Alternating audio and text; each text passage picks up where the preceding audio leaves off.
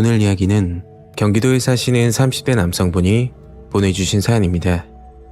과연 어떤 사연일지 이야기로 만나보겠습니다.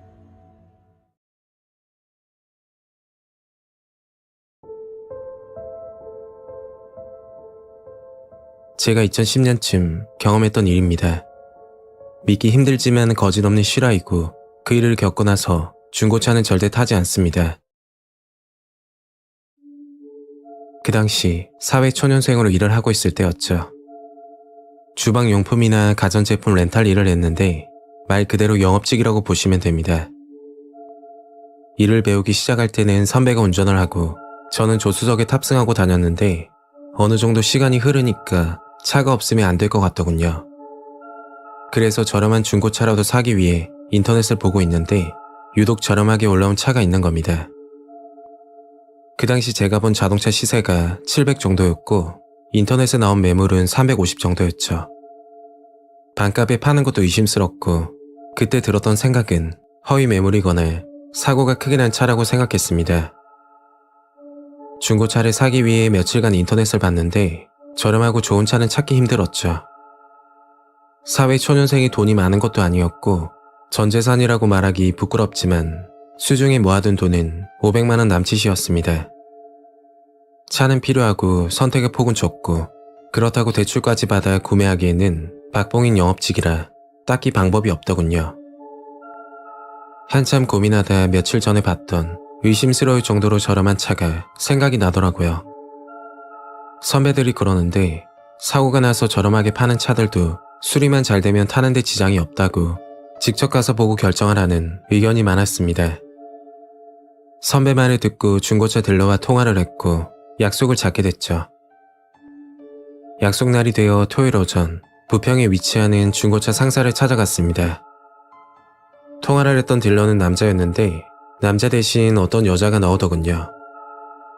그 당시 기억에 남았던 게 여자 딜러는 빨간색 원피스를 입고 있었고 이런 옷을 입고 영업을 하나 할 정도로 짧은 옷이었습니다. 그리고 제가 보려던 차가 여기에 없고 멀지 않은 곳에 있으니까 차를 타고 이동을 하자고 하더군요. 여자 딜러와 차를 타고 10분쯤 이동했을 때 지은 지 20년도 더 돼 보이는 오래된 빌라 쪽으로 들어가는 겁니다. 제가 의심스러운 눈빛으로 쳐다보니 빌라 지하 주차장에 세워놨다고 걱정 말라고 하더군요. 왜 차가 여기 있냐고 물어보니까 이 차는 원래 판매하려고 했던 게 아니고 본인이 직접 수리해서 타려고 했던 차인데 마음이 바뀌어 급하게 판매를 결정했다고 하더군요. 그리고 상품 준비 중이라서 매장에 가져다 놓지 못했다는 말이었죠. 상품 준비 중은 자동차를 판매할 수 있게끔 세차나 정비를 하는 건데 아직 그걸 못했다는 겁니다.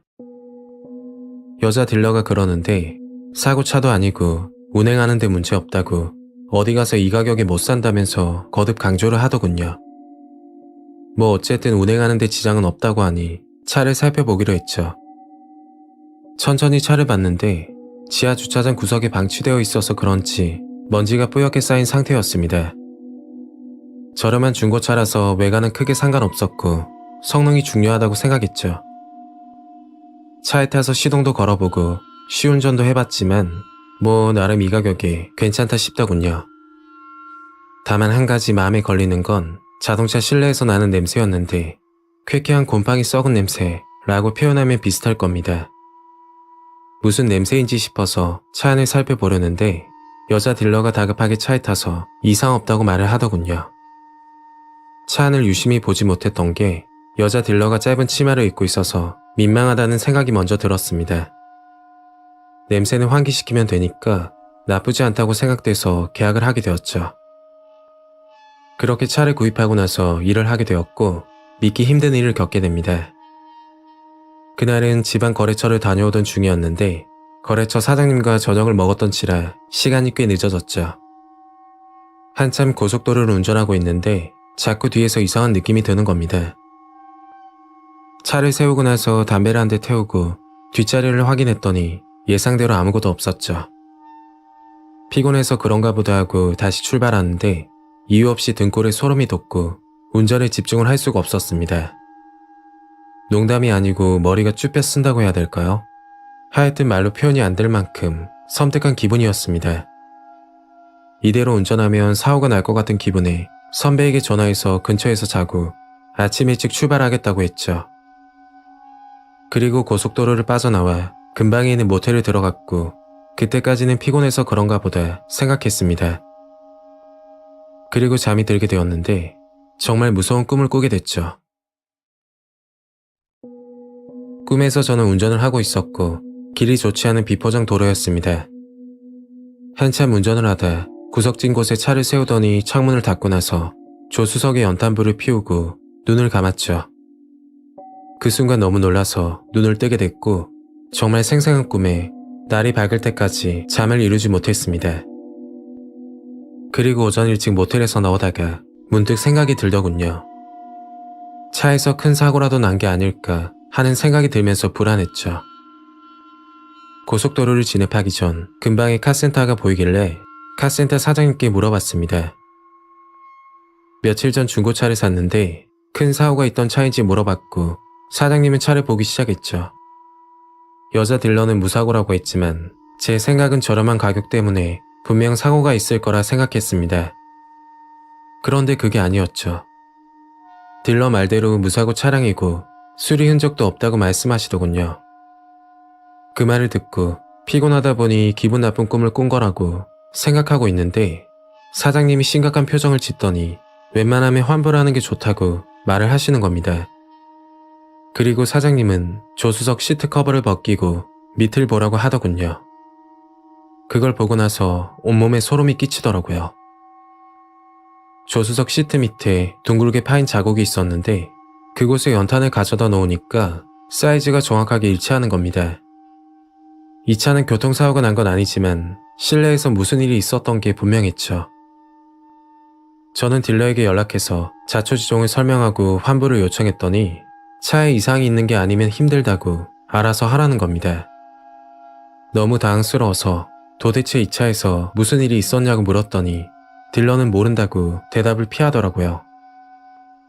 그 차를 타기에는 찜찜하고 섬뜩해서 차는 폐차했고 폐차하기 전 소주 한 병을 사서 차에 뿌려주었습니다.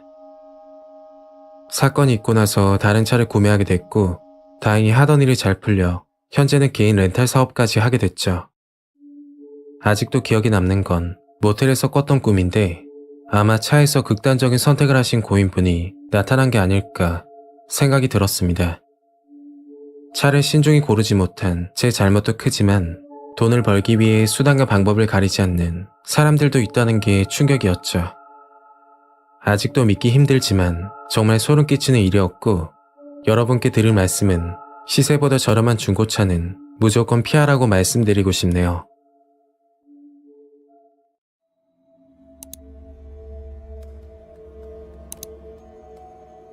오늘 이야기는 서울에 사시는 40대 여성분이 보내주신 사연입니다. 과연 어떤 사연일지 이야기로 만나보겠습니다.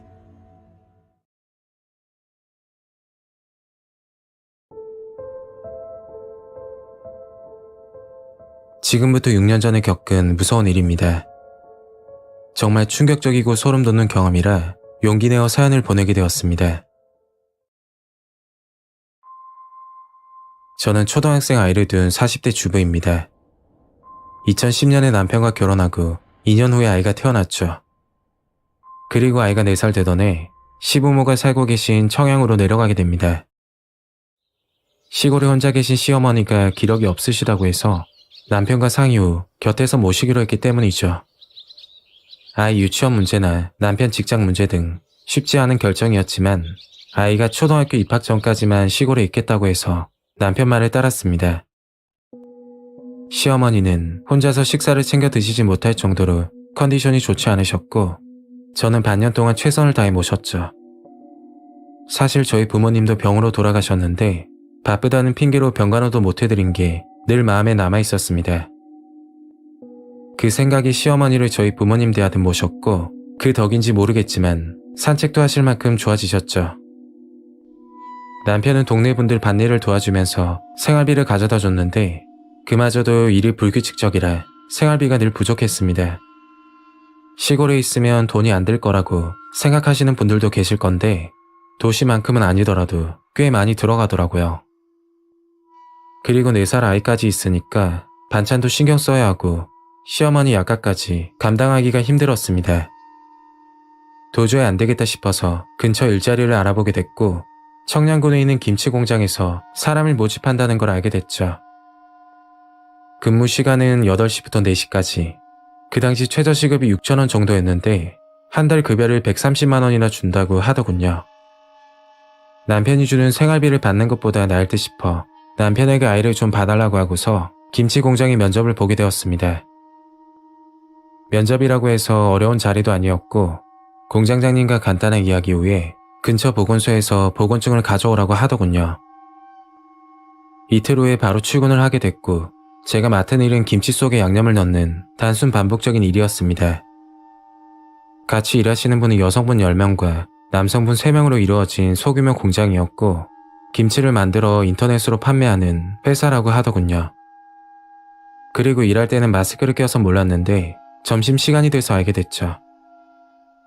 한 사람만 빼고 다들 외국인 노동자였고 이야기를 들어보니 케냐 사람부터 중국인까지 정말 다양하더라고요.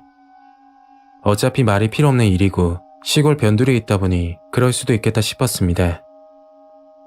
제가 입사했던 시기가 한창 바쁠 때라고 했는데 퇴근 시간이 가까워지자 2시간만 잔업을 해달라고 하는 겁니다. 저는 첫날이고 해서 힘들 것 같다고 말하고 곧장 퇴근했었죠. 그리고 다음날 어제 같이 일했던 사람 중 한 명이 보이질 않는 겁니다. 일이 힘들어서 그만둔 거라고 생각했고 빈자리는 새로운 사람이 채용됐죠. 그날도 잔업을 해야 된다고 했고 계속 빠지는 것도 눈치가 보여 이번 주만 일찍 가고 다음 주부터는 잔업을 한다고 이야기했습니다. 그렇게 그날도 무사히 집으로 갔고 다음날 출근을 했는데 한 명이 또 비는 겁니다. 뭐 개인 사정이 있겠지 생각하고 일을 하고 있었는데 반장님이 인원 부족으로 물량을 맞추지 못했다고 저에게 오늘 잔업을 꼭 해달라고 부탁을 하는 거였죠. 다음 주부터 잔업을 시작한다고 이야기해둔 상태지만 바쁘다고 하니 눈치도 보이고 해서 어쩔 수 없이 알겠다고 했습니다. 4시 10분부터 잔업이 시작되었고 물량을 맞추기 위해 부지런히 일했죠. 잔업이 끝나는 시간은 6시인데 조금 늦어져 6시 30분에 끝이 났습니다. 그리고 옷을 갈아입고 집으로 가려는데 같이 일하는 동생 2명이 밥을 먹으러 가자고 하더군요. 저는 아이가 기다리고 있을까봐 그냥 집으로 간다고 하니 밥만 간단히 먹고 가자고 계속해서 말을 하는 겁니다. 한참 고민하다 남편에게 전화해서 사항을 설명하니 알아서 챙겨 먹을 테니까 편히 먹고 오라고 하더라고요.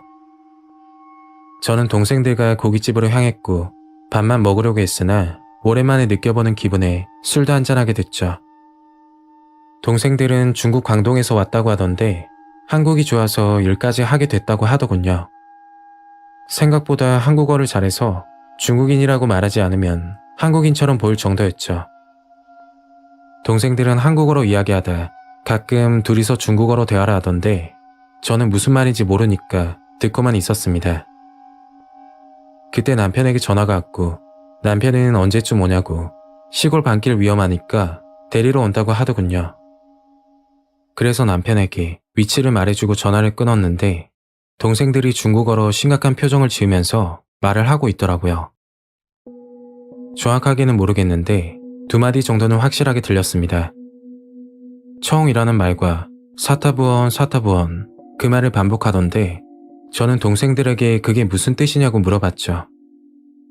그러니까 중국에 사는 친구 이름이라고 하더군요. 그래서 그냥 그런가 보다 하고서 남편을 기다리는데 갑자기 동생들이 집까지 데려다 준다고 하는 거였죠. 저는 괜찮다고 남편이 데리러 오기로 했다고 이야기하니까 남편에게 전화해서 오지 말라고 하면 안 되냐고 하는 겁니다. 그 말이 끝나자마자 동생들은 밥값을 계산하고 식당을 나섰고 저도 얼떨결에 자리에서 일어나 식당을 나가게 됐죠. 식당을 나가자마자 썬팅이 짙은 검은색 승용차가 식당 앞에 정차하는 겁니다. 차 안에는 어떤 남자가 운전석에 앉아 있었는데 동생들 아는 친구라고 집 가는 길에 불렀다고 하더군요. 동생들은 집으로 데려다 준다고 어서 타라고 재촉하고 저는 남편을 기다린다고 실랑이를 벌이는 중이었습니다. 어쩔 수 없이 남편에게 전화해 혹시나 출발 안 했으면 그냥 집에 있으라고 말하려고 했더니 남편은 진작 출발했고 거의 다 와간다고 하더라고요. 전화를 끊고 미안한데 남편이랑 같이 가야겠다고 동생들에게 말하니까 갑자기 제 손을 잡아당기며 차에 타라고 힘을 쓰는 겁니다. 제가 젊었을 때 힘든 일을 워낙 많이 했고 아이 키운다고 고생해서 그런지 동생들에게 힘으로는 밀리지 않았죠. 그때 남편이 도착했고 동생들은 남편을 보자마자 도망치듯 사라지는 겁니다. 인사도 없이 그냥 가버리니 당황스러웠죠. 남편과 집으로 가다 조금만 늦게 왔으면 동생들에게 납치될 뻔했다고 농담으로 웃으면서 말했습니다. 그리고 술자리에서 있었던 일을 이야기하다가 동생들이 청웅 사타부원 이런 말을 유독 많이 했다고 남편에게 말했죠. 그 말을 듣고 나서 남편이 휴대폰으로 검색을 했는데 갑자기 표정이 심각해지더군요. 남편은 뒤를 돌아보고 주변을 살피면서 아무 말도 없이 집으로 향했고 집에 도착하자마자 그 뜻을 말해주는데 너무 소름 끼치고 충격이었죠. 청이란 말은 중국에서 사람이 죽고 난 뒤 사후 경직되면서 파랗게 피부가 변한다고 하여 죽은 사람을 부르는 말이었고 사타부어는 장기 적출 후에 마무리가 됐다는 은어라고 하더군요. 한마디로 장기 매매 브로커들이 쓰는 단어라고 합니다. 이건 개인적인 추측이지만 잔업을 하고 나서 다음날 출근을 하지 않았던 사람들은 퇴사한 게 아니고 중국인 동생들에 의해서 사라진 건 아닐까 하는 무서운 생각이 들었습니다. 만약 그 순간 남편이 전화를 받지 않았거나 아니면 제가 그 차에 탔더라면 어떻게 되었을까요? 사연을 보내면서도 그날 일이 떠올라 너무 소름 끼치고 무섭습니다.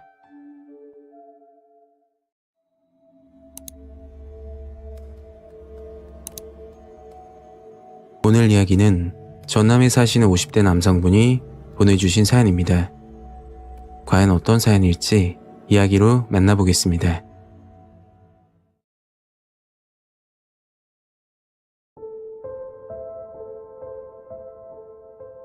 지금부터 15년 전쯤 있었던 일입니다. 믿기 힘들겠지만 너무 무서웠던 경험이라 잊을 수가 없네요.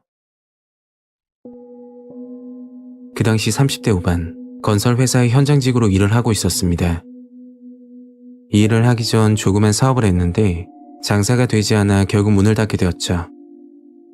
어린 나이도 아니고 경력도 부족했기 때문에 갈 만한 곳은 몸을 쓰는 현장직이 유일했습니다. 살면서 이런 일은 처음 해보는 거라 많이 서툴고 실수가 잦아 현장에 있는 작업 관리자에게 욕을 많이 먹었죠. 마음 같아선 그만두고 싶었지만 사업 실패로 인한 빚 때문에 힘들어도 참고 지냈습니다. 사람은 적응하는 동물이라고 반년간 일을 하다 보니 점차 숙달이 되더군요.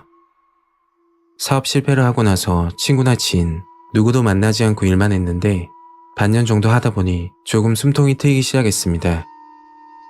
그래서 그때쯤 군생할 때 알게 된 친구를 만나기로 했죠. 딱히 어떤 이유가 있어서 만난 건 아니고 세상 사는 이야기도 하고 얼굴도 보려던 참이었습니다. 근처 횟집에서 소주 한잔하면서 이야기를 나눴는데 친구는 보험회사 영업직으로 근무한다고 하더군요. 저는 보험가입 해줘야 되는 거 아니냐며 농담을 하다가 친구에게 이상한 이야기를 듣게 되었습니다. 영업을 하다 보면 여러 사람을 만나게 되는데 그 사람은 진짜 기억에 남는다고 하더라고요. 2달 전쯤 경로당 어르신들을 만나 뵙고 보험가입차 전남 구례 쪽으로 출장을 가게 됐다고 합니다. 친구는 일을 마무리하고 차에 올라탔는데 어르신 한 분이 친구에게 다가와서 이야기를 하셨다고 했죠. 어르신은 보험가입할 사람이 한 명 더 있는데 같이 좀 가자고 했다더군요. 친구는 어르신이 가리키는 방향으로 출발했고 대략 10분 정도 걸렸다고 합니다. 도착한 곳은 파란색 철문으로 된 옛날 시골집이었는데 어르신은 들어가지 않고 문 앞에 서서 전화를 하셨다고 했죠. 친구는 그 상황을 가만히 보고 있었고 잠시 후 집주인으로 보이는 중년 여자분이 나오셔서 들어오라고 했다고 합니다. 집으로 들어가자마자 뭔가 섬뜩한 기분을 느꼈는데 그게 집안 곳곳에 이상한 부적이 붙어있고 낮인데도 불구하고 붉은색 조명 때문인지 굉장히 어두웠다고 했죠. 처음에는 무당집인 줄 알고 혹시 전 보는 곳이냐며 여쭤봤더니 무속인은 아닌데 비슷한 업종이라고 애매하게 말을 했다고 하더군요. 친구는 업무를 끝내고 인사를 하고 나가려는데 중년 여자가 친구를 보면서 말을 했다고 합니다. 인생 살면서 타인에게 복수하고 싶으면 꼭 찾아오라고 몇 번이나 이야기를 했다고 하더라고요. 보험 영업을 하면서 이런 분은 처음 봤고 집안 분위기부터 충격적이라 기억에 남았다고 이야기를 했습니다. 친구는 복수하고 싶은 사람 없냐면서 농담식으로 말하고 술자리를 끝냈죠. 친구를 만나고 2달 정도 지났을 때 현장 소장님이 바뀌게 됐고 작업 조건이 까다롭게 변했습니다. 기본적인 출퇴근 시간부터 변경됐고 작업 물량도 엄청나게 늘어나게 되었죠. 같이 일하는 분 중 현장에서 최고 고참 형님이 계셨는데 나이는 지긋하게 드셨지만 힘도 좋으시고 일을 정말 잘하시는 분이 있었습니다. 평소 실수가 거의 없는 분인데 그날 작업을 하다 실수를 하셨고 계획된 작업 시간이 늘어나게 되었죠. 그때 아들뻘로 보이는 현장 반장이 와서 반말로 욕을 하는데 형님이 죄송하다고 몇 차례 이야기했지만 입에 담지 못할 욕을 하더라고요.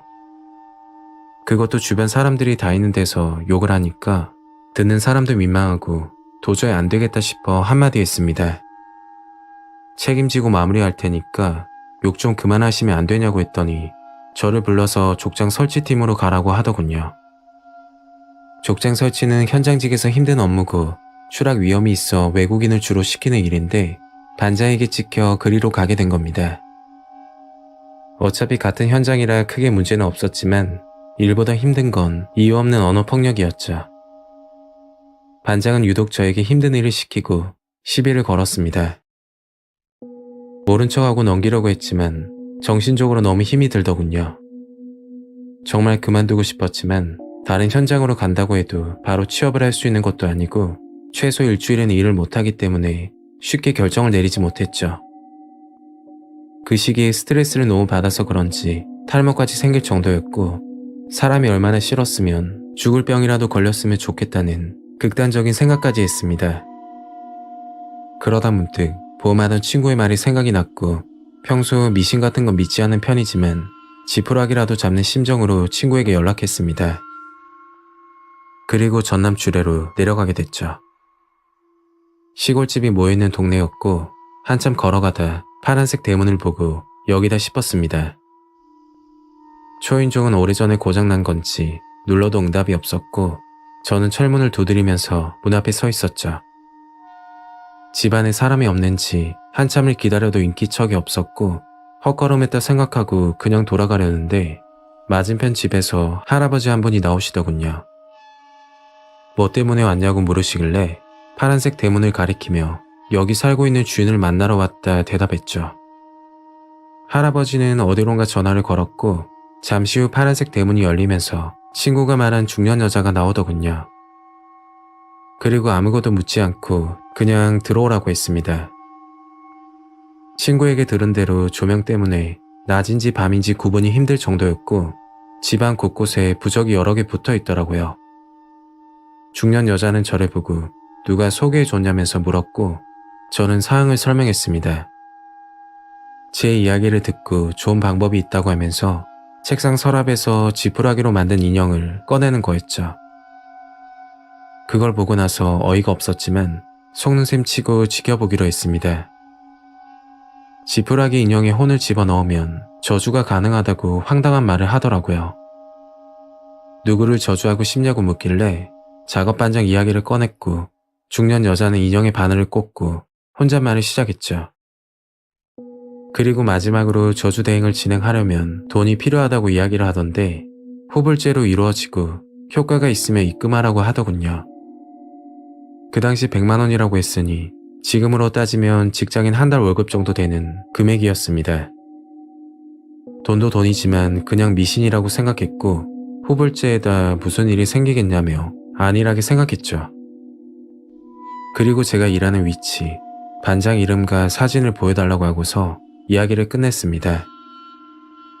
그 집을 빠져나오면서 상담을 했던 탓인지 답답한 게 조금은 풀리더군요. 그리고 정확히 일주일이 지났을 때 사건이 터졌습니다.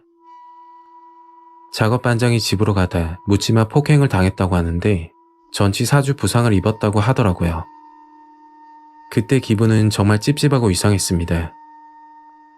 한 달이 지나 반장이 출근했고 우연히 이야기를 듣게 되었죠. 묻지마 폭행을 당하고 나서 경찰에 신고했는데 범인은 외국 사람이라고 했다더군요. 그런데 이미 출국을 해버려서 수사에 어려움을 겪고 있다는 그런 이야기였습니다. 우연인지 모르겠지만 제가 그곳에 다녀오고 그런 일이 발생한 게 정말 섬뜩하다는 생각이 들었죠. 제가 찾아갔던 그곳에서 계획적 범죄를 저지른 건 아닌지 의심이 들었지만 그 문자를 받기 전까지 우연이라고 생각했습니다. 반장이 출근했던 그날 밤 저에게 문자가 한 통 왔는데 처음 보는 번호였고 상단에는 은행 계좌번호, 아래에는 계속 진행할 거냐는 내용의 문자였죠. 정말 혼란스럽고 무서웠습니다. 제가 의심했던 게 사실이었으니까요. 저는 2번 다시 하지 않겠다고 답장을 했고 입금을 안 하면 이보다 더한 일도 할 것 같은 기분에 곧바로 입금을 했죠. 그리고 다음날 반장 얼굴을 보기 힘들어 일을 그만두고 한동안 힘든 날을 보냈습니다. 화가 나는 마음에 찾아갔던 곳인데 그런 곳인지는 상상도 하지 못했고 만약 알았더라면 하지도 않았겠죠. 그 당시 저는 보복을 당할까봐 신고도 하지 못했고 후회와 죄책감에 아무것도 하지 못했습니다. 지금도 그런 곳이 있는지는 모르겠지만 저에게는 정말 무서운 경험으로 남아 있습니다.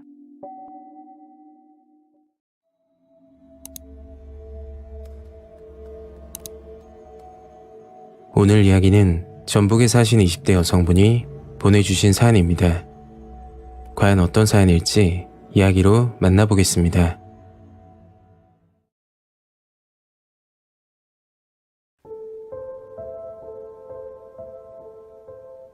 때는 14년 전, 제가 중학교 1학년 때 있었던 일입니다. 시간이 꽤 흘러 기억이 흐려지긴 했지만 충격적인 그때 일은 기억이 생생합니다. 저는 형제 자매 없이 외동으로 자랐습니다. 다른 집 외동들은 괴하게 자랐을지 몰라도 저희 집은 예외였죠. 늘 술에 취해 있는 아버지 모습, 그리고 아버지에게 틈만 나면 매를 맞는 어머니의 모습을 보면서 자랐습니다. 폭력적인 가정환경 때문인지 저는 늘 어둡고 외로움을 많이 타며 대인기피증이 생길 정도로 소극적인 성격이었죠. 그러다 제가 초등학교를 졸업하고 중학교를 입학할 때쯤 집안에 변화가 생기기 시작했습니다. 부모님이 싸우는 횟수가 점차 줄어들고 어느 날 갑자기 집안에 소주병이 보이지 않더군요. 어린 나이에 들었던 생각은 우리 집도 평범하게 지낼 수 있겠다 라고 기대감을 가졌습니다. 그런데 부모님이 달라진 건 또 하나 있었죠. 그건 일요일마다 교회를 나가셨는데 오전 8시쯤 나가 저녁 늦게나 들어오곤 하셨습니다. 교회에서 뭘 하길래 하루 종일 있는지 궁금하긴 했지만 딱히 물어보진 않았죠. 부모님이 집에 계시는 것보다 혼자 있는 시간이 좋았으니까요. 그러나 그것도 오래가진 못했습니다. 평일 오후 학교를 다녀왔는데 아버지가 집에 계시더라고요. 평소 같으면 밤늦게까지 일하고 들어오시는 편이라 그 시간에 집에 계신다는 게 의아했습니다. 저는 인사를 드리고 방으로 들어왔는데 아버지가 저를 부르더군요. 그리고 이야기를 하는데 앞으로 일요일은 교회를 가야 된다며 반강제적으로 말을 하시는 겁니다. 그때 처음으로 아버지에게 반항했지만 아무 소용이 없었죠. 교회 가기 싫으면 집을 나가라고 하셨기 때문에 어렸던 제가 뭘 할 수 있는 방법은 딱히 없었습니다. 그렇게 부모님과 교회를 나가게 됐고 처음 교회를 들어갔을 때는 아무 생각이 들지 않았죠. 그냥 여기서 나가고 싶은 마음이 컸기 때문에 사람들이 무슨 말을 하든 아무 관심이 없었습니다. 사람들끼리 찬송을 부르다가 목사로 보이는 사람이 나와 설교를 시작할 때 제 이름을 부르더군요. 그리고 부모님은 제 손을 잡고 목사가 서 있는 단상 앞으로 천천히 걸어갔습니다. 목사는 저를 한참 쳐다보다가 한마디 하더라고요. 건강하게 잘 컸다고 말을 하는데 분명 이상한 느낌을 받았죠. 보통 어른들이 많이 컸다라고 말을 하는 것과 분명 다른 느낌이었습니다. 그리고 목사는 부모님을 보고 신앙이 좋다면서 칭찬을 하기 시작했죠. 그때 부모님의 모습은 지금도 잊을 수 없습니다. 목사 앞에서 무릎을 꿇고 고개를 숙이면서 감사하다고 말을 하는 부모님을 보고 당황스러웠죠. 예배는 11시가 돼서 마무리가 됐고 그 길로 집으로 가나 싶었지만 그게 아니었습니다. 점심을 먹고 나서 오후 예배를 한다고 하더군요. 교회 안 조그만 식당이 있었는데 거기서 모여 밥을 먹고 1시가 가까워졌을 때 부모님과 같이 본강당으로 들어갔죠. 그런데 오후 예배는 오전과 달리 부모님은 본강당에서, 저는 제 또래들이 있는 다른 곳에서 한다고 하더라고요. 본강당에서 2층으로 올라가면 다른 강당이 또 하나 있었는데 거기에는 저와 비슷한 또래 여자아이들이 수십 명가량 앉아 있었습니다. 그리고 오전 예배에서 봤던 목사가 들어오더군요. 목사는 옆에 있던 전도사에게 귓속말로 이야기하더니 전도사는 주머니에서 번호표를 꺼내 한 장씩 주는 겁니다. 하얀색 종이에 숫자만 적혀있는 종이였는데 제 번호는 8번이었죠. 그 종이를 들고 강당에 앉아있는데 목사가 말을 하기 시작했습니다. 숫자에 지명된 사람은 신의 축복을 받은 사람이라고 앞으로 나오라고 하더군요. 그리고 숫자를 부르기 시작했고 피해가나 싶었지만 마지막으로 8번을 부르는 겁니다. 5명을 호명했는데 그중 제 번호가 나온 거죠. 5명은 목사 앞으로 다가갔고 나머지 앉아있던 아이들은 다른 강당으로 내려가더군요. 목사는 강당에 있는 쪽문으로 한 명씩 들어오라고 했죠. 저는 마지막 차례라 기다리면서 살펴봤는데 한 명이 들어가면 대략 20분 정도 있다가 나오는 것 같았고 방에서 나오면 전도사와 함께 다른 곳으로 내려갔던 것으로 기억해요. 한참을 기다리다가 제 차례가 돼서 방으로 들어갔죠. 지금으로 따지면 원룸방 같은 규모에 바닥에는 매트가 한 장 깔려있고 다른 특이점은 없었습니다. 목사는 저를 보고 매트에 누우라고 했고 그때까지는 시키는 대로 했었죠. 그리고 기도를 해야 된다며 눈을 감으라고 하는 겁니다. 기도 중 중간에 눈을 뜨면 큰일 나니까 옆에 있던 손수건을 가지고 와서 눈을 묶더군요. 한참 기도를 하다 손에 뭔가 이상한 게 만져졌고 어렸던 저는 그게 뭔지 그때 몰랐습니다. 지금에서야 이야기하는데 그건 목사의 그것이었죠. 그날부터 부모님과 교회를 다녀야 했고 오후 예배 때 다시금 제 숫자가 뽑힌 적이 있었습니다. 그때 손수건이 제대로 묶이지 않았는지 시야가 희미하게 보였고 제가 뭘 만지는지 그제서야 알게 되었죠. 저는 기겁을 하며 자리에서 일어났고 목사도 당황했는지 나가라고 하더군요. 그날 밤 부모님께 있었던 일을 이야기했지만 부모님은 믿지 않았습니다. 아무리 교회 가기 싫어도 그런 거짓말하면 천벌 받는다고 제 말은 듣지 않더군요. 돈 받을 데도 없고 교회는 강제로 가야 되고 정말 힘든 날을 보냈습니다. 소극적인 성격이라 학교 친구에게 말도 못하고 며칠간 고민하다 학교 담임에게 힘들게 이야기했죠. 그런데 해결되는 건 없었습니다. 담임은 아버지와 통화를 했지만 오히려 아버지는 화를 내시며 부모랑 같이 교회를 가는데 그런 일이 말이 되냐고 따지셨죠. 저는 졸지에 거짓말쟁이가 되어버렸고 부모님은 목사를 너무 신뢰하는 탓에 아무것도 믿지를 않으셨습니다. 그 후로 1년간 교회를 다녔고 어느 날 사건이 터지게 되죠. 목사가 사기 범죄로 인해서 구속이 되었는데 그 실체는 정말 악질이었습니다. 교회라는 명목하에 신도들에게 헌금을 받고 있었는데 한 사람당 헌금 목표액을 정해주면서 그 목표액에 달성하면 큰 보상이 있다고 말을 했다고 했죠. 신도들은 대출까지 받고 더 이상 대출이 불가능하게 되자 사채까지 빌렸다고 했습니다. 그 신도 중에 저희 부모님도 예는 아니었죠. 아버지 월급은 전부 헌금으로 냈고 유일하게 있던 집까지 담보를 잡아 돈을 빌렸다고 했습니다. 결국 집은 경매로 넘어가 가족들이 뿔뿔이 흩어지게 되었죠. 아버지는 공사장 기숙사, 어머니는 식당 쪽방에서, 저는 청소년 보호시설에서 지냈습니다. 현재는 방을 얻어 혼자 지내고 있는데 가끔가다 아버지가 연락이 와서 미안하다고 용돈을 주셨죠. 어린 나이에 정말 충격적인 일들을 경험했고 너무 힘들었지만 긍정적으로 살려고 노력하고 있습니다. 언젠간 저희 가족이 같이 살게 될 거라고 믿고 있으니까요.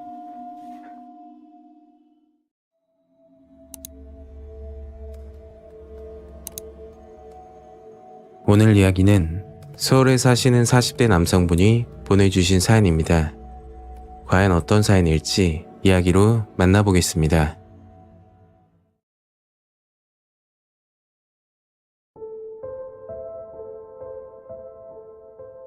때는 8년 전에 있었던 충격적인 일입니다. 제가 직접 겪은 일은 아니고 초등학교 때부터 알던 친구네 가족 이야기입니다.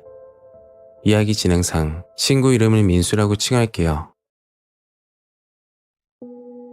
저는 어릴 적 또래보다 체격이 작고 소심한 성격이었죠.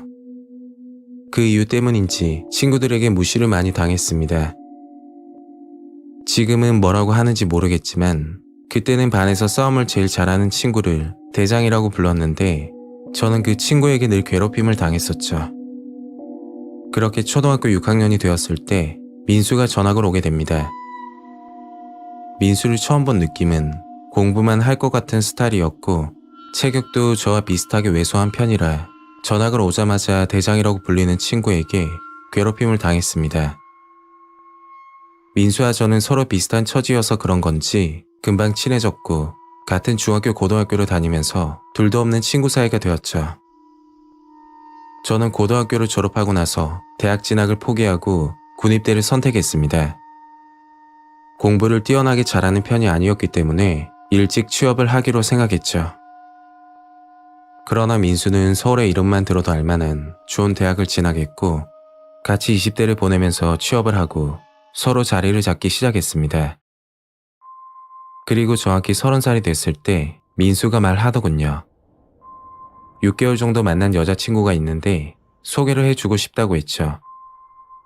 반년 동안 저에게 여자친구를 숨긴 이유는 제가 그 당시 솔로여서 말하기 미안했다고 하더라고요. 친구라서 하는 말이 아니라 민수는 정이 많고 남을 배려하는 게 느껴질 정도로 좋은 친구였습니다. 한 달쯤 지나 민수 여자친구를 카페에서 만나게 됐고 이야기를 나누게 됐죠. 첫인상으로 사람을 판단하기에 무리가 있는 건 사실이지만 그때 제가 느낀 솔직한 감정은 민수가 아깝다는 생각이 들었습니다.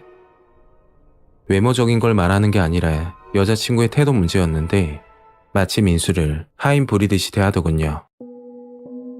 그날 밤 집으로 와서 한참 고민하다 민수가 걱정이 돼서 전화를 걸었죠. 카페에서 있었던 일을 이야기하면서 야 민수야, 너 여자친구한테 너무 잡혀서 하는 거 아니야? 걱정을 하면서 물었더니 여자친구니까 맞춰주는 거라고 괜찮다고 하더라고요. 그리고 3년간 연애 끝에 민수는 결혼을 하게 됩니다. 결혼하기 전까지 정말 많은 일들이 있었고 그중 한 가지 기억에 남는 건 여자친구의 폭력성이었죠. 보통 커플들이 싸움을 하는 것과 비교가 안 될 정도였는데 피를 봐야 싸움이 끝날 정도로 정말 심각했습니다.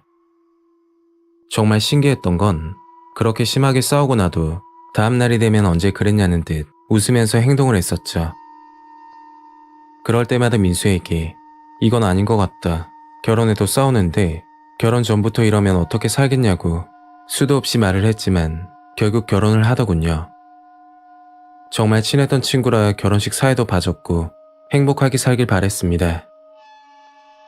시간이 흘러 민수는 아빠가 되었고 소식을 듣자마자 병원으로 달려가 축하를 해줬죠.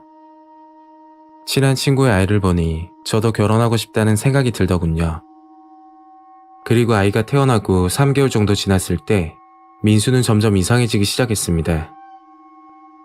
늦은 밤 민수에게 전화가 걸려왔고 뭔가 쫓기는 사람처럼 다급하게 말을 하더라고요. 정말 급해서 그러니까 1,000만 원만 빌려달라고 금방 갚겠다고 하는 겁니다. 친구의 부탁이니 묻지도 않고 돈을 빌려줬는데 그 후로부터 돈을 갚기는커녕 빌려달라는 말만 하더라고요. 무슨 일인지 물어봐도 대답은 하지 않고 돈이 필요하다는 말만 하는데 그것도 한두 번이지 지속적으로 빌려달라고 하니까 저도 연락을 피하게 되더군요. 민수와 연락을 하지 않고 6개월 정도 지났을 때 고등학교 동창에게 충격적인 이야기를 듣게 됐죠.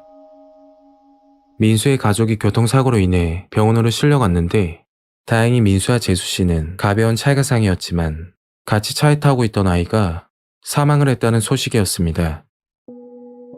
그 당시 돈만 빌려달라는 민수가 미웠지만 얼른 병원으로 찾아갔었죠. 그런데 민수를 보자마자 당황스러웠습니다. TV 예능을 보면서 뭐가 그리 웃긴지 제가 들어온 것도 모르고 웃고 있더군요. 한참 뒤 저를 보고 깜짝 놀라면서 슬픈 표정을 짓는데 정말 이해가 되지 않았습니다. 저는 민수를 위로해주고 재수씨가 입원한 병실로 찾아갔는데 역시나 슬픈 기색이 없어 보였죠. 병원을 나와 집으로 향했고 그게 민수와의 마지막 만남이었습니다. 그 사건이 있고 나서 한 달 정도 지나 고등학교 동창 결혼식에 참석했는데 친구들이 민수 이야기를 하더라고요. 저는 그 이야기를 듣고 믿을 수가 없었습니다. 이야기는 몇 달 전 민수가 아빠가 됐을 때였죠. 잘 사는 줄만 알았던 민수는 집안에 문제가 많았고 특히 재수씨가 돈을 물쓰듯 쓰는 바람에 금전적으로 힘든 생활을 했다고 합니다. 재수씨는 아기가 태어난 후에도 쇼핑을 즐겨 했고 빚은 순식간에 불어났다고 했죠. 한날은 아이 예방접종을 하기 위해 민수와 재수씨는 아이를 태우고 병원을 가고 있었는데 가는 도중 가벼운 접촉사고가 났고 그 사고로 인해 보험금을 수령했다고 합니다. 그 후로 민수와 재수씨는 고의로 접촉사고를 내기 시작했고 보험 사기 의심을 받을까봐 아이까지 태우고 사고를 냈다고 했죠. 점점 욕심이 커지고 민수는 해서 안 되는 일까지 계획했다고 합니다. 그건 교통사고 사망보험금을 받기 위해 아이를 사고로 죽이려는 생각이었죠. 그 계획에 재수씨도 동의했고 같이 진행을 했던 겁니다. 15세 미만은 일반 종신보험이 가입되지 않아 교통사고 사망보험금으로 눈을 돌렸다고 하더군요. 민수는 CCTV가 없는 그 커브 구간을 찾아 운전 미숙으로 사고를 계획했고 결국 아이가 사망했지만 사망보험금은 받지 못했다고 했죠. 사고가 났던 그 커브 근방에 트럭 한 대가 서 있었는데 그 장면이 트럭 블랙박스에 촬영이 되었다고 하더군요. 블랙박스에는 한참을 그 자리에 서 있던 민수 차가 갑자기 출발해 사고가 나는 모습이었죠. 보험사에서는 과거 보험 이력이 수상하다고 판단해 조사를 하기 시작했고 모든 게 밝혀졌다고 합니다. 정말 정이 많고 착했던 친구인데 갑자기 변한 이유가 뭔지 아직도 이해가 가지 않습니다. 돈 때문에 자식까지 죽인 친구를 생각하면 너무 충격적이고 소름이 돋네요.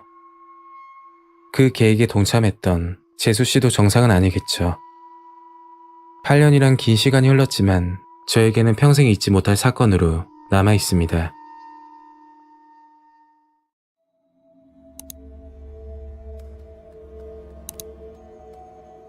오늘 이야기는 포항에 사시는 30대 여성분이 보내주신 사연입니다. 과연 어떤 사연일지 이야기로 만나보겠습니다.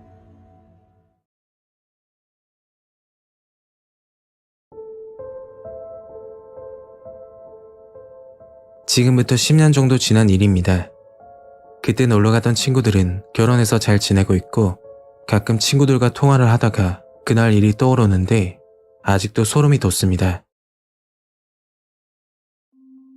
그 당시 선선한 바람이 부는 가을이었습니다. 저는 자주 만나던 절친 무리가 있었는데 모처럼 시간을 맞춰 2박 3일 여행을 가기로 했었죠. 처음에는 일반 펜션을 예약하려다가 색다른 여행을 하기로 생각하고 경주에 있는 게스트하우스를 예약했습니다. 요즘은 흔하지만 2012년 정도만 해도 한창 새로운 여행 문화였죠. 들뜬 마음으로 여행을 출발했고 자차가 있는 친구 덕분에 목적지까지 편하게 도착했습니다. 게스트하우스는 경주 변두리 쪽에 위치하고 있었고 규모가 크지 않은 옛날 한옥집이었죠. 늘 모이던 절친 멤버는 4명인데 한 친구는 회사 일 때문에 3명이서 오게 됐고 같이 못 와서 아쉽다며 이런저런 이야기를 하고 있을 때 집주인으로 보이는 아주머니가 마중을 나오셨습니다. 나이는 60대 정도로 되어 보였고 인상이 참 좋으셨죠. 한옥집은 1번부터 4번 방까지 총 4개의 방이 있었는데 주방과 마당은 공용으로 쓰는 시설이었습니다. 옆에 조그만 텃밭도 있었는데 주인 아주머니께서 상추나 채소들을 키워 손님들에게 주신다고 하더군요. 저희는 1번 방을 배정받고 짐을 풀었고 그때가 오후 2시쯤 됐을 겁니다. 배도 고프고 해서 간단하게 음식을 만들려고 주방을 갔는데 아무도 없더라고요. 분위기를 보니까 저희 말고 손님이 없는 것 같아서 좀 의아했죠. 게스트하우스는 여러 사람들이 북적대는 맛으로 오는 건데 이건 일반 펜션이랑 다를 게 없었으니까요. 간단한 계란 요리로 한 끼 먹고 나서 저녁에 회포를 풀기 위해 낮잠을 자기로 했죠. 한참 자고 있다가 밖에서 굉장히 시끄러운 소리가 들려 일어나게 되었습니다. 방문을 열었더니 오토바이 여러 대가 보였고 남자 4명이 게스트하우스로 들어오더군요. 그중 한 남자와 눈이 마주쳤고 간단히 인사를 했습니다. 그리고 해가 지기 시작할 때 친구들과 한잔하기 위해 고기를 세팅하고 있었죠. 그때 3번 방에서 남자 한 명이 나오더니 말을 걸더군요. 고기를 너무 많이 사왔다고 같이 먹자고 하던데 원래 게스트하우스가 이런 맛으로 오는 거니까 알겠다고 했습니다. 친구들도 긍정적으로 생각했고요. 그 남자들은 30대 정도로 보였고 평소 여행을 많이 다니는지 음식 준비하는 게 예사롭지 않았죠. 그렇게 그 남자 일행과 술 한잔 하게 됐고 이야기를 하다 보니 오토바이 동호회에서 활동한다고 하더군요. 가끔 바이크를 타면서 여행을 한다고 했죠. 자정이 가까워질 때까지 술을 마셨고 취기가 올라와 친구들을 데리고 방으로 들어갔습니다. 다음날 아침 일찍 눈을 뜨게 됐는데 남자 일행 중 한 명이 오토바이를 태워준다고 하더라고요. 저도 타고 싶었지만 어릴 적 교통사고가 크게 났던 기억 때문에 타지 못했고 나머지 친구들은 남자 일행을 따라 나섰습니다. 어제 이야기도 나눴고 간단하게 동네 한 바퀴 돌고 온다길래 아무 의심도 하지 않았죠. 그렇게 오토바이 일행은 친구들을 태우고 출발했고 혼자 게스트하우스에 남게 되었습니다. 혼자 있으니 할 것도 없고 친구들 올 때까지 자고 있어야겠다 생각했죠. 그리고 저도 모르게 잠이 들었는데 창문 밖에서 부스럭대는 소리가 나서 눈을 떴습니다. 그런데 너무 놀라서 움직이지도 못하겠더라고요. 창문 밖에서 어떤 남자가 웃으면서 저를 보고 있는 겁니다. 그냥 보는 게 아니고 한 손에는 칼인지 뭔지 모르겠는데 뾰족한 뭔가를 들고 방으로 들어오려고 했었죠. 그때 문고리를 잡아당기는 소리가 들렸고 정신을 차려서 창문을 보니 어제 술을 마셨던 오토바이 일행 중 한 명이었습니다. 한 명은 창문 밖에서 지켜보고 있고 또 다른 한 명은 문을 따고 들어오려고 하더군요. 저는 주인 아주머니께 곧장 전화했고 잠시 후 아주머니가 오셨습니다. 아주머니는 남자들에게 여기서 뭐하냐고 물어보니까 방을 착각했다면서 돌아갔고 남자들은 서둘러 짐을 싸고 나가는 겁니다. 그리고 친구들은 시간이 꽤 지나서 돌아왔죠. 친구들이 올 때까지 혼자 방 안에서 꿈쩍도 하지 못하고 떨고 있었습니다. 문 밖에서 친구 목소리가 들려 그제서야 문을 열어줬죠. 그런데 친구들 표정이 좋지 않아서 무슨 일 있었냐고 물었더니 오토바이 일행들이 한 바퀴만 돌고 데려다 준다는 말과 다르게 계속 다른 곳으로 가더랍니다. 그래서 어디까지 가냐면서 돌아가자고 했더니 친구 말을 무시하고 계속 달렸다고 했죠. 화가 난 친구는 경찰에 신고할 거라고 소리를 지르니까 마음대로 하라면서 당장 내리라고 했다고 합니다. 어쩔 수 없이 친구들은 한적한 시골 도로에 내리게 됐고 한참을 걷다가 지나가는 트럭을 얻어타고 힘들게 온 거라고 하더군요.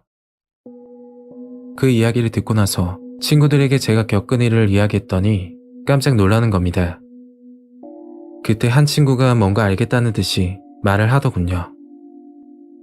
출발할 때는 오토바이가 총 4대였는데 갑자기 자기네들끼리 손짓을 하더니 오토바이 2대가 다시 게스트하우스 쪽으로 돌아갔다고 합니다. 그리고 친구들을 태운 오토바이 2대는 출발했고 한참을 달리다 차도 없는 시골 도로에 내리게 됐던 거죠. 친구들을 데리고 시간을 끌고 있을 때 나머지 오토바이 남자 일행들이 저에게 이상한 짓을 하려는 계획인 것 같다고 친구가 이야기를 하더군요. 곰곰이 생각해보니 전날 밤 술 한잔하고 조금 친해졌다고 생각하는 바람에 저와 친구들도 경계를 하지 않았던 거죠. 단순히 오토바이 타고 동네 한 바퀴 돌자는 말에 의심할 사람은 아무도 없을 거예요. 저와 친구들은 너무 무섭고 소름이 돋아서 1박이 남았지만 곧장 짐을 싸고 나오게 됐죠. 게스트하우스에서 여러 사람을 만날 수 있다는 게 장점이라고 생각했지만 한편으로는 정보도 없는 모르는 사람들이기 때문에 위험할 수도 있겠다는 생각이 들더군요. 그 일이 있고 나서 게스트하우스는 피하게 됐고 가끔 혼자 방 안에 있으면 그때 일이 생각이 나서 너무 섬뜩합니다.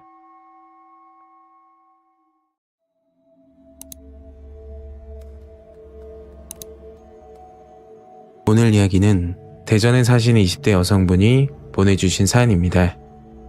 과연 어떤 사연일지 이야기로 만나보겠습니다.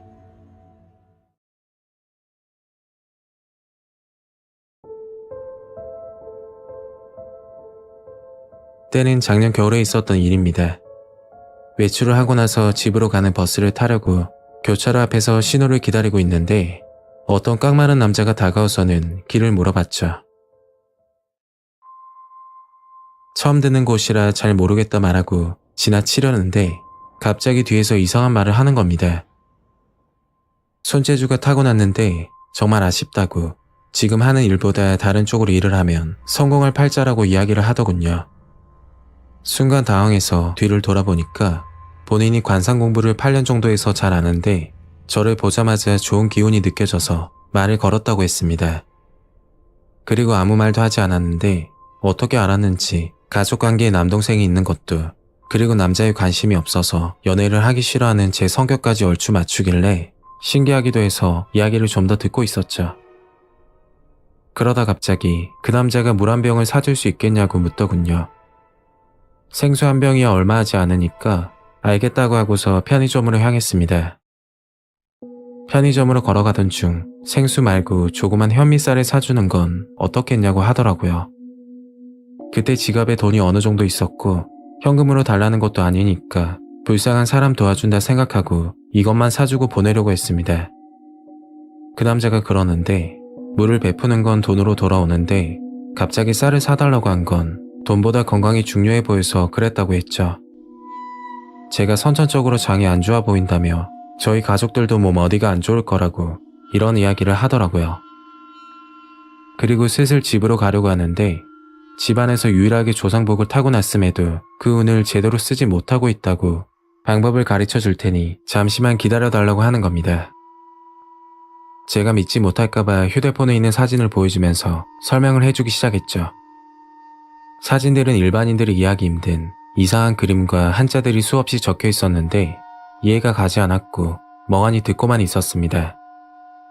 그리고 아까 물을 사달라, 쌀을 사달라 한 건 일종의 테스트라고 하더군요. 보통 사람 같으면 사이비 단체라고 생각하고 그냥 가버리는데 저는 그 남자가 생각한 대로 착한 사람이 맞았다고 조상들은 저 같은 사람에게 복을 준다고 말했죠. 그 남자는 끊임없이 말을 하길래 시간이 없어서 집에 가봐야 된다고 하니까 본론부터 이야기하겠다면서 하는 겁니다. 조상운을 받으려면 제사를 지내야 하는데 본인도 과거 20만 원 정도 내고 제사를 지냈고 그 덕분에 모든 게 잘 풀렸다고 하더군요. 저는 돈을 내야 되냐고 물으니까 액수는 중요하지 않고 드리는 마음이 제일 중요한데 큰 운을 얻으려면 금액이 높은 게 유리하다고 했죠. 그리고 오늘 당장 제사를 드리는 게 좋을 것 같다면서 가진 돈이 얼마나 되냐고 묻길래 15만 원 정도 있다고 했더니 얼마까지 낼 수 있냐고 하더군요. 저는 5만 원 정도밖에 안 된다고 이야기했고 그 남자는 한참 고민하더니 제사상에 술과 고기 그리고 과일 이런 게 들어가려면 조금 부족할 것 같다면서 말하는 겁니다. 결국 10만 원 정도는 돼야 가능하다고 이야기를 하더군요. 제가 어릴 적 이혼 가정에서 자라 집안 사정도 좋지 않고 힘든 일이 정말 많았던 시기라 극단적인 생각까지 했었거든요. 지금 생각해보면 너무 힘들고 간절했던 나머지 지푸라기라도 잡는 심정으로 이야기를 듣고 있었던 것 같아요. 10만 원이 적은 돈은 아니지만 잃어도 그만, 아니어도 그만이라고 생각하고 속는 셈 치고 제사를 드리기로 했습니다. 만약 운이 좋아 풀리게 되면 좋은 거니까요. 혹시 사기일 수도 있으니 직접 가서 제사 지내는 걸 보고 돈을 준다고 하니까 그 남자는 잠시만 기다리라면서 어디론가 전화를 거는 겁니다. 소리가 미세하게 들렸는데 여자 목소리가 나는 것 같았고 잠시 후 전화를 끊고 말하더군요. 아니면 아닌 거지. 의심하는 사람은 필요 없어요. 지금 못 줄 것 같으면 없었던 걸로 합시다. 그렇게 말을 해서 그냥 돈을 바로 줬습니다. 신방이라는 곳에서 제사를 지내는데 산속은 아니니까 걱정하지 말라고 했죠. 처음 보는 남자를 따라가는 게 이해가 안 되는 분들도 계시겠지만 그만큼 힘든 시기였고 일이 잘 풀리길 간절히 바랬습니다. 그리고 제가 여자치고는 키도 크고 덩치도 큰 편이었고 제사에 관해서 끊임없이 설명을 해주는데 이상한 사람 아니니까 의심하지 말라면서 휴대폰 연락처까지 보여주더라고요. 어차피 10만 원은 지금 안 썼으면 나중에 친구들이랑 놀거나 연예인 굿즈 사는데 사용했을 것 같아서 그것보단 낫겠다 싶은 생각이 들었습니다. 그 남자 말로는 거리가 가깝다고 해서 시간도 아낄 겸 택시를 타고 가자고 이야기했고 택시 안에서도 끊임없이 이야기를 했었죠. 대략 10분 정도 걸려 목적지에 도착했는데 그 남자가 먼저 내리고 제가 택시에서 내리려고 하니까 학생, 저 남자 아는 사람이야? 하고 기사님이 묻더라고요. 순간 아니라고 하고 그냥 갈까 고민도 했지만 10만 원이라는 큰 돈을 냈기에 아는 사람이라고 둘러대고 택시에서 내렸습니다. 그 남자와 향했던 곳은 조그만 건물 지하였는데 생각보다 건물 안은 평범했죠.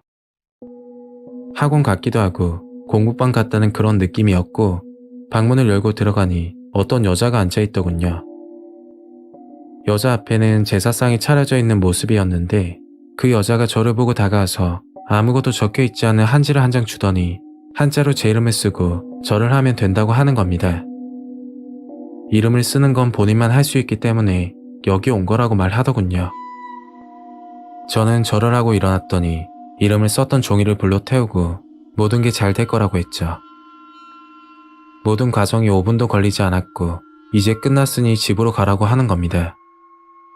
10만 원을 냈는데 이게 끝이냐고 하니까 본인들이 이 바닥에서 수준이 높은 편이고 경험이 많아서 빨리 끝낼 수 있는 거라고 하더군요.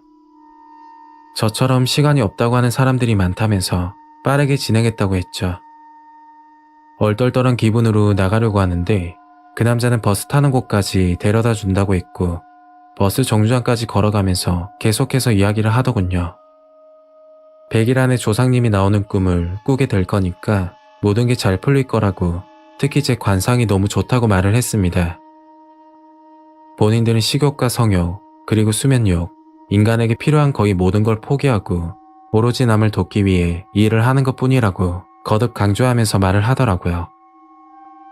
옷도 다 해지기도 했고 엄청 마른 걸 보니까 진심인 것 같긴 한데 정확한 진실은 잘 모르겠습니다. 그리고 본인은 기독교나 불교 이런 종교인도 아니라고 종교 자체를 믿지 않는다고 하더군요. 무사히 집으로 도착했고 집에 와서 생각해보니까 속은 게 아닐까 하는 생각이 자꾸 들었습니다. 이런 걸 다단계라고 하는 건가 싶기도 하고 사연을 듣는 분들은 제가 순진하고 멍청해 보일 수도 있지만 그 남자와 실제로 만나서 대화를 해보면 뭔가 홀린 듯이 듣게 됩니다. 그 사건이 있고 나서 1년이 지났지만 아무 꿈도 꾸지 못했고 결과는 바보처럼 속은 거였죠. 그때 너무 당황했던 나머지 녹음 같은 것도 하지 못했고 증언 말고는 증거도 남기지 못했습니다. 평소 보이스피싱이나 사기를 당하는 게 이해가 가지 않았는데 제가 그런 일을 겪게 되니 너무 부끄럽고 창피하더군요. 지금 와서 생각해보면 10만 원으로 큰 경험했다고 생각이 드는 게 이런 방식으로 접근해서 납치나 장기매매 쪽으로 이어지는 경우도 있다고 하니까 한편으로는 다행이라고 생각하고 살고 있습니다. 오늘 이야기는 여기까지입니다. 구독과 좋아요 잊지 않으셨죠? 다음 영상으로 또 뵐게요. 감사합니다.